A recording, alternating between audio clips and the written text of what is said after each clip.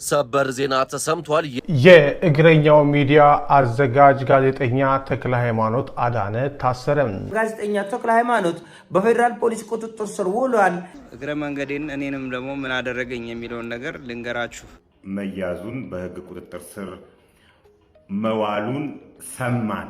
የሰውዬ ዋልድባና ፊንቴክ ተምታታበት እንዴ ነበር ያሉት። አብይ አህመድ ወዳለሁ፣ አዳነች አቤቤ ወድሻለሁ፣ ኮሪደሩን ወዳለሁ ምናምን ሰላልክ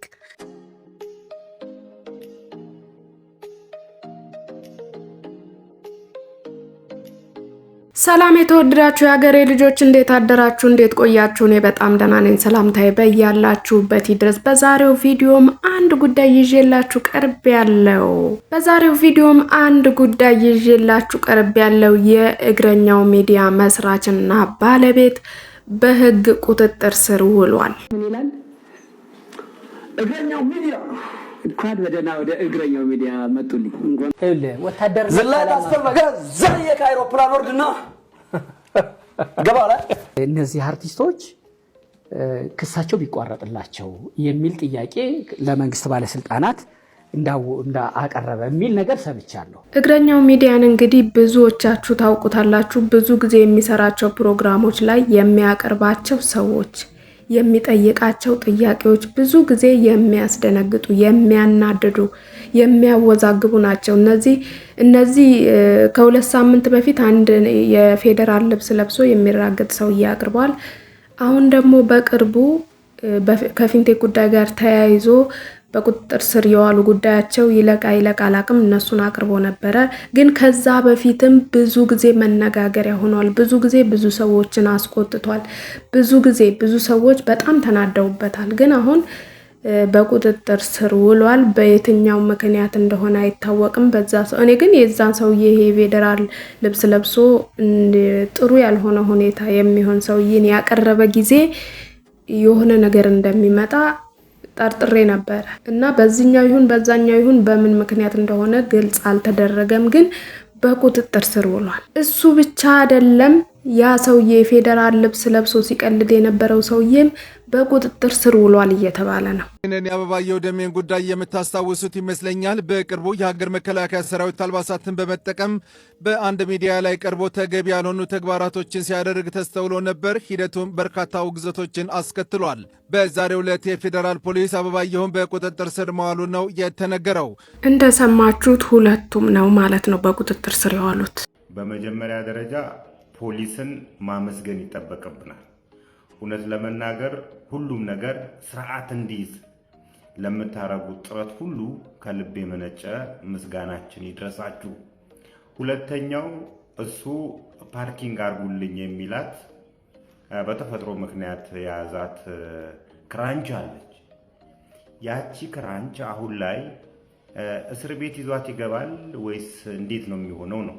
በሰሞኑ ኢንተርቪው ምክንያት ከአዎንታ በርሲሳ ጋር በጣም ተጣልተው ነበር። እግረኛ ሚዲያ የተገፉ የተበደሉ ሰዎችን ሚዲያ ድረስ በመጋበዝና በመጥራት ያንጓጥጣል፣ ያዋርዳል። የተበደሉ ሰዎች፣ ደም እንባ የሚያነቡ ሰዎች፣ ፍትህ የሚፈልጉ ሰዎች፣ ድምጽ ህዝብ እንዲሆናቸው የሚፈልጉትን ሰዎች ሚዲያ ድረስ ጠርቶ ያንጓጥጣል። በየትኛው ምክንያት እንደታሰረ ግን እስካሁን ግልጽ አይደለም። በዚህ ሳምንት ከፊንቴክ ጋር በተያያዘ በመኪና ማጭበርበር ከተከሰሱ አርቲስቶች ጋር ቃለ ምልልስ በማድረግ በሁለት ክፍል እንዲሰራጭ ማድረጉ ይታወቃል። በቁጥጥር ስር የዋለውም ከዚህ ጋር በተያያዘ ይሁን አይሁን ለመረዳት ያደረግነው ጥረት አልተሳካም። በስሩ ምክንያት ከመከላከያ ሰራዊት አባላት ልብስ ወይንም ዩኒፎርም ጋር ተያይዞ ከቀረበው ዘገባ ጋር ሳያያዝ እንዳልቀረ ምንጮችም ጠቁመዋል።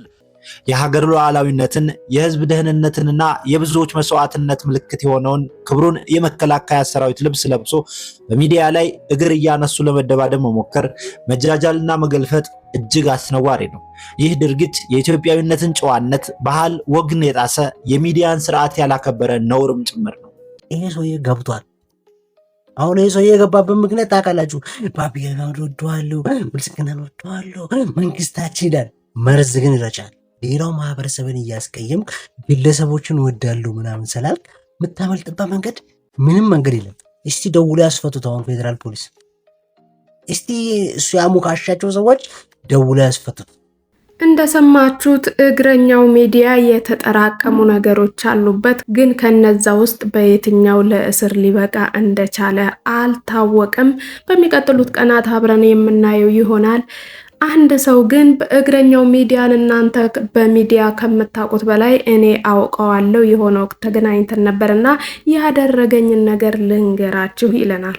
እኔና ተክለ ሃይማኖት የተገናኘ ነው። አንድ አዶናይ ጆሲና ሌላ ደግሞ ብሩክ የሚባል ድምፃዊ ጋር የሆነ ጉዳይ ያገናኘ ጉዳይ ነበርና እሷ ለመግባት ተፈጥሮ በሱ ጉዳይ ለማውራት ነው የተገናኘ ነው እና በሰዓቱ ጉዳዩን በደንብ ከተወያየንበት በኋላ እና አዶናይ በደንብ ቫይራል የወጡበትና ፌመስ የሆኑበት ጊዜ ስለነበረ እግረኛው ለኔ ይሄንን ጉዳይ አንስተን ቪዲዮ የምንሰራበት የኔም ዩቲዩብ በደንብ ይሸክላል፣ ያንተ ጉዳይም ደግሞ በደንብ ቫይራል ይሆናል እና ይሄን ጉዳይ መስራት በደንብ ተደማጭ ያደርጋል። ግን እስኪ ዞር ብለን ስናስበው ገና እየሞከሩ ያሉ ልጆች ናቸው፣ አሁን ጥሩ ስም ያላቸው ልጆች ናቸውና እና ውስጥ ለውስጥ በስልክ ብንጨርሰው ይሄንን ጉዳይ የተሻለ ነው። ለአንተም ስም ለነሱም ላሉበት እውቅና ደረጃ ጥሩ አይደለምና እንደዚህ ብናደርግ ጥሩ ነው ብሎ ፕሮግራሙን ኦልሬዲ እንደሚያዋጣው እያወቀ የገፋው ሰው ነውና አንዳንድ ሰዎች ምንም ነገር ያደርጋል፣ ምንም አይነት ሁኔታ ውስጥ ይገባል ለዩቲዩብ ሽቀላ ሲል ብለው ማውራት ሲጀምሩ እሱ ነገር ሁሌ ትዝ ይለኛልና ዛሬ ታሰረ ሲባል ይሄንን ጉዳይ በዚሁ ልንገራችሁ ብዬ ነውና የታሰረበት ጉዳይ ደግሞ በወታደር ኢንፎርም አድርጎ የመጣን ሰው ኢንተርቪው ያደርጋል ተብሎ ነው የታሰረው የሚባል መረጃ ነው ያለው። ይሄ ሰውዬ መታሰር ካለበት ኢንተርቪው የተደረገው ሰው ነው እንጂ እግረኛው ሚዲያ በሰዓቱ ፕሮግራሙን የሰምቻለሁ። ይሄንን የለበሰ ሰው ያለ ፍቃድ ከሆነ ወንጀል ነው፣ ወታደር ካልሆንክ እያለ ሲሞግት የነበረ ሰው ነው። ይሄንን ሰው ማሰራችሁ ተገቢ አይደለም። መለስ ብላችሁ ጉዳዩን ብታስቡበት የተሻለ ነው ብዬ አስባለሁ። እኔም እግረኛው እግዚአብሔር ያስፈታ። የተወደዳችሁ የሀገሬ ልጆች በቀረበው ጉዳይ ላይ ያላችሁን ሀሳብ አስተያየት ኮሜንት መስጫው ላይ ጻፍ አድርጉልኝ። እንዲሁም ደግሞ ቪዲዮን ከወደዳችሁት ሰብስክራይብ እያደረጋችሁ የውብ ሚዲያ የዩቲዩብ ቻናል ቤተሰብ ሁኑ። በቀጣይ ቪዲዮ እስከምንገናኝ መልካም ጊዜ መልካም ቆይታ ይሁንላችሁ። ሰብስክራይብ ማድረጋችሁን እንዳትረሱ።